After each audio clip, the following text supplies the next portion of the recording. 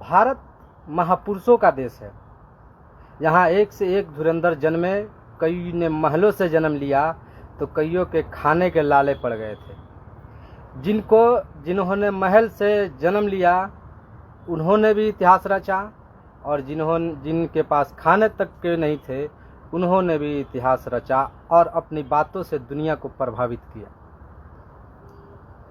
जी हाँ, उसी क्रम में मैं बात करने वाला हूँ आप सबके बीच में महाराज संत गाडगे महाराज जी का, जिन्होंने अपनी कीर्तन के माध्यम से दुनिया को बताने का कार्य किया कि जो भी इस दुनिया में आडंबर है उसे उजागर करने का काम किया। और संत गाडगे महाराज की जितनी भी तारीफ की जाए उतनी ही कम होगी। मैं तारीफ क्या करूं उनके बारे में, आप उनके बारे में जब पढ़िएगा तो आपको मालूम पड़ेगा कि संत गाडगे महाराज कितने बड़े संत थे, जिन्होंने दुनिया को ये समझाया कि शिक्षा ही सर्वोपरि है, जिसे दुनिया के अंधकार को उजागर किया जा सकता है। संत गाडगे महाराज कहते हैं कि अगर खाने को रोटी नहीं है तो भूखे रह जाओ, लेकिन बच्चों को पढ़ाओ। संत गाडगे महाराज कहते हैं कि पहनने को कपड़े नहीं हैं, नंगे रहो, नंगे बदन रहो, लेकिन बच्चों को पढ़ाओ।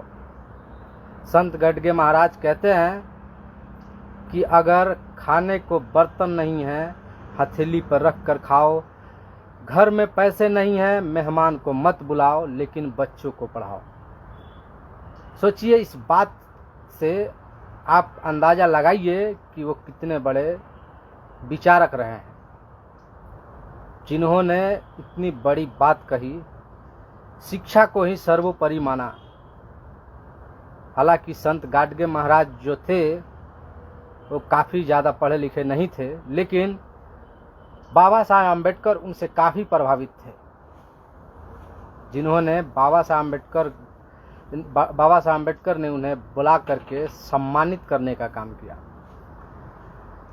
संत गाडगे महाराज की जितनी प्रशंसा की जाए उतनी ही कम है। वो एक धोबी परिवार से आते थे,